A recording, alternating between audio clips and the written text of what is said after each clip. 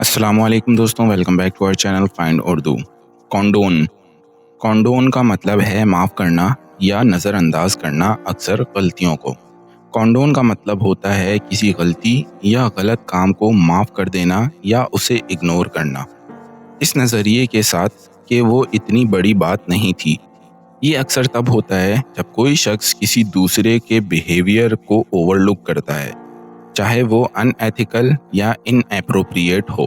लेकिन कॉन्डोनिंग का मतलब ये नहीं होता कि आप उस गलती को सपोर्ट करते हैं, बल्कि आप उसे फॉरगिव करके आगे बढ़ने की कोशिश करते हैं।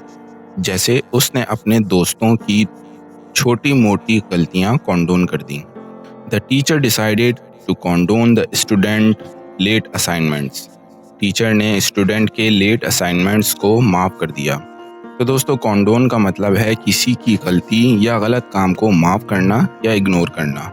उम्मीद है अब आपको कॉन्डोन का मतलब समझ में आ गया होगा। मिलते हैं नेक्स्ट वीडियो में।